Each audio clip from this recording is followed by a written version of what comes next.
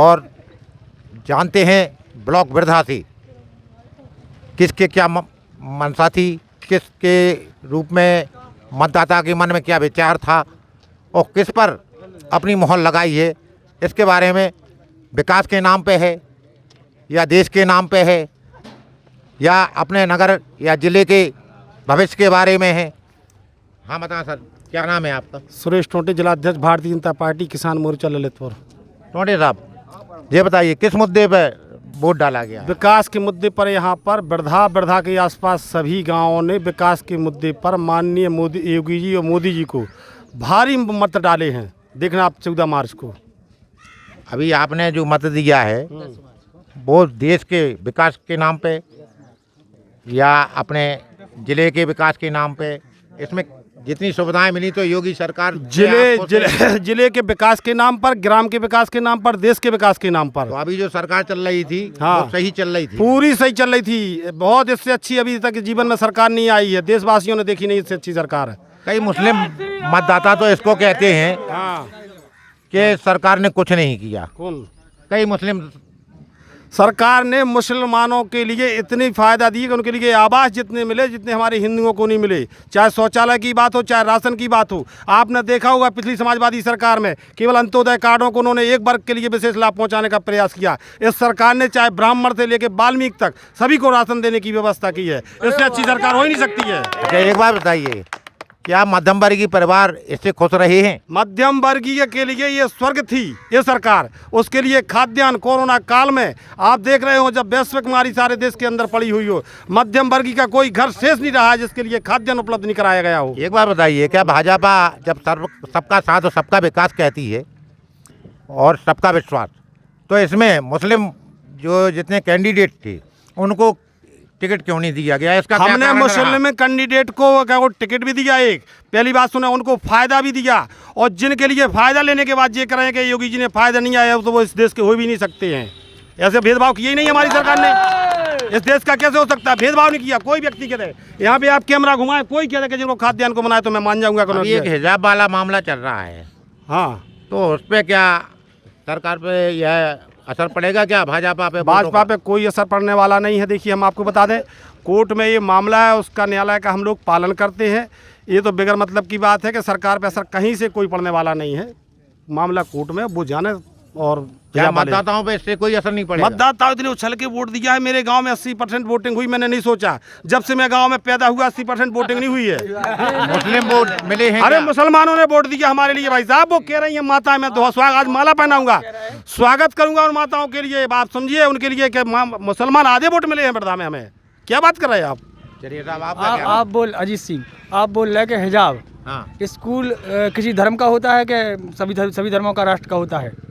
हम नागा संप्रदाय को मानने वाले लोग हैं। हम अपने संप्रदाय के हिसाब से स्कूल जाने लगे, फिर क्या होगा? तो देश संविधान से चलेगा? हाँ, संविधान से चलेगा, हिजाब से नहीं चलेगा। संविधान चले। हम नागा संप्रदाय को मानने वाले लोग हैं। हम अपनी ड्रेस में जाने लगे वहाँ, फिर क्या होगा जी बताओ? मतलब स्कूल की तो मर्यादाएं हैं, हम मर्यादाएं, संविधान की मर्यादाएं हैं। कहाँ से स्थिति खराब हुई? जहाँ तक उस लड़की के साथ इस तरीके का व्यवहार किया गया। किस लड़की के साथ?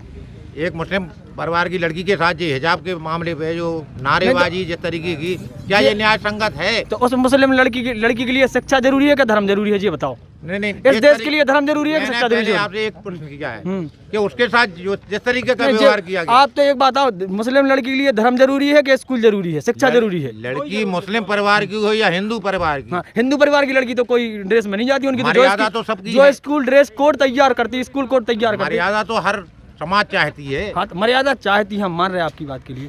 लेकिन आप बोल रहे हैं हिजाब क्या हिजाब जरूरी है? जा बताओ, देश के लिए हिजाब जरूरी है? भाई वो कहते हैं भाई हमारे यहाँ तो उसमें लिखा है कि हाँ हमारे यहाँ हम वही तो बोल रहे हैं। हम पर नागा संप्रदाय को मानने वाले लोग हैं।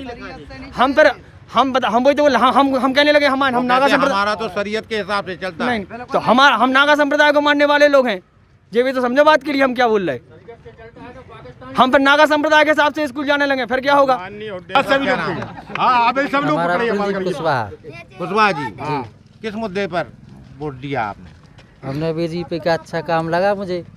मैंने सरकार का काम अच्छा था, बहुत अच्छा। इससे अच्छी सरकार हो ही नहीं सकती है कोई। आप खुश हैं योगी सरकार से? खुश हैं और और भी आप हम तो चाहते कहीं हैं से पूछिए नहीं कि आप। वोट करे आपका कैमरा घुमाए, बीजेपी को कितने लोगों ने वोट दिया? हाथ खड़ा कर दे थोड़ा सा। आप उस दिन आए थे केवल हमारे मंत्री जी की आप बात कर रहे थे। गुंडागिरी खत्म है मंत्री जी की आप और बात बहुत कर अच्छी रहे हैं। सरकार है। गुंडागिरी नहीं हो रही है, शांति का माहौल है, बहुत अच्छी सरकार है। ये तो है इंडिया, ये तो है इंडिया। कृपया अपने मोबाइल में पाकिस्तान की और मोदी चाचा बहुत ही ये तो अच्छा है, काम कर रहे हैं। सुनो ये तो है इंडिया। आप पाकिस्तान, रूस, चाइना सब जगह ही खोल लो, कोई भी स्कूल में मुसलमान लड़की हिजाब पहन के नहीं जाती है। आज भी हिजाब की बोल रही, कल पता वो क्या बोलेंगी, हमें नमाज पढ़नी है, फिर बोलेंगे हमें निकाह करना है। कोर्ट में बोलिए, आप बोलिए। एक आध काम ऐसा बताइए कोई अच्छी 3 करोड़ योजना है। 3 करोड़ 15 लाख का, आप बात सुनिए, हाँ। वर्धा का रोड हाँ। आपके लिए यहाँ पर बना है। हाँ बनने को प्रस्ताव हो चुका है, उसका सैंक्शन हो चुका है। मतलब 5 वर्ष पूरे होने के 15 लाख पश्चात का तो रोड मंत्री जी ने डलवा दिया है। हाँ देख रहे हैं आप, अरे साइड में आ यार। 3 करोड़ 15 लाख का रोड मंत्री जी ने डलवा दिया है। हाँ। देख रहे हैं आप, यहाँ धूल उड़ रही है, ये मंत्री जी का काम है, भाजपा सरकार की बात है। बताइए 3 करोड़, आप गंभीरता से बात सुनो। नहीं बोलिए। गाँव का रोड नहीं डर पा रहा। हाँ बात जी हाँ, जी। बता, बता। 3 किलोमीटर का यहाँ रोड है, हाँ 2 करोड़ का यहाँ भारत सरकार के लिए यहाँ पर सीसी है जो मध्य आबादी का मार्ग है। 1 किलोमीटर जो यहाँ गिट्टी जो PWD में है, इसका पैसा सैंक्शन हो चुका है, यहाँ इनका टेंडर भी हो चुका अजय है। टोंटे महाराज एक बात पूछिए आप। हाँ पूछिए आप। 5 वर्ष निकल गए, हाँ अभी तक वो आपकी योजनाएं पूरी क्यों नहीं हो पाई? हमारी सारी योजनाएं धरातल पे है। आप किसी योजना पे बात करिए नहीं, वो रोड क्यों नहीं डल पाई? कौन सी रोड? आप बताओ हमें। अंकल जी एक बात बोले, सुनो, आप बोल रहे 5 साल की, कांग्रेस 65 साल रही, ये तार नहीं चेंज हुआ, आप बोलो। अरे आप अभी की बात करेंगे कांग्रेस हम में? तो 65 साल की 70 साल क्या बोलेंगे। करते रहे? अभी वर्तमान में कितनी आप बात 70 साल क्या करते करें? रहे? वर्तमान में कितनी बात 70 करें? साल क्या बात करो, वर्तमान की बात करें आप। आपकी सरकार है, योगी जी मुख्यमंत्री हैं, आपका मंत्री है, यहाँ 327 से मेहरौनी से यहाँ धूल उड़ रही है, क्या विकास किया है? अब हम बात करें तो हमें करने दो पहले। हम बात करें, फेरन लाल जी 5 साल है, 10 साल नहीं रहे विधायक, 5 वर्ष रहे। झूठ की राजनीति नहीं, वो यहाँ हाथी जीतेगा, मंत्री जी के विरोध में जीतेगा। हाथी यहाँ ऐसे जीत रहा है।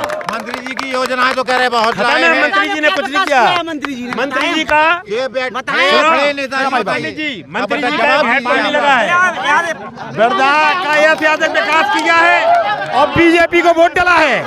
वर्धा में बीजेपी जीतेगी। होटल जी लिख लो यार, हमारी बात सुनो, हमारी बात जीतेगी। अरे हम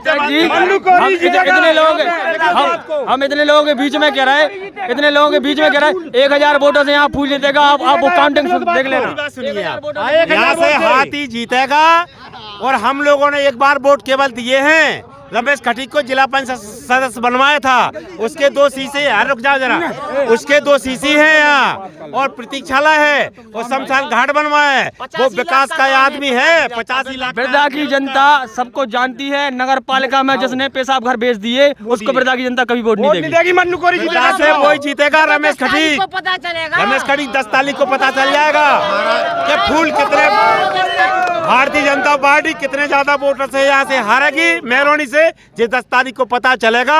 अब ज्यादा बात करने की कोई जरूरत नहीं, सारी जनता जान चुकी है इनके कारनामे। नहीं जवाब तो यहाँ सामने हो रहा चमचाई है। करवे के आएंगे तुम्हें क्या मिल जाए?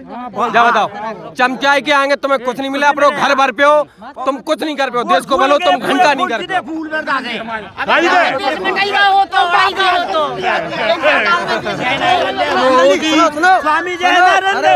एक बात हो।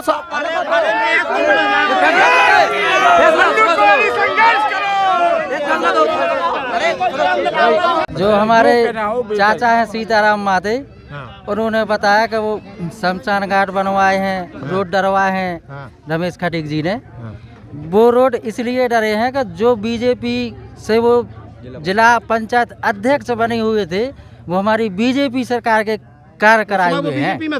जे अच्छी तरह से पहले सोच लें, फिर जब उनने रोड डलवाए, सुनिए आप जरा, अरे जब उनने रोड डलवाए, जब वो बीजेपी में नहीं थे, ना उनकी वो जिला पंचायत अध्यक्ष थी बीजेपी से, जिला पंचायत सदस्य बनने के बाद उन्हें डलवाए। वो बाद में उनकी बहू है जो वो जिला पंचायत अध्यक्ष बाद में बनी है।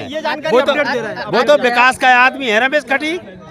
उसको सारी जनता जानती है, ऐसा नहीं है। आपकी बार किसकी बारी है भाई? अरे हौसी की है, किरण रमेश खटीक की, हाथी की।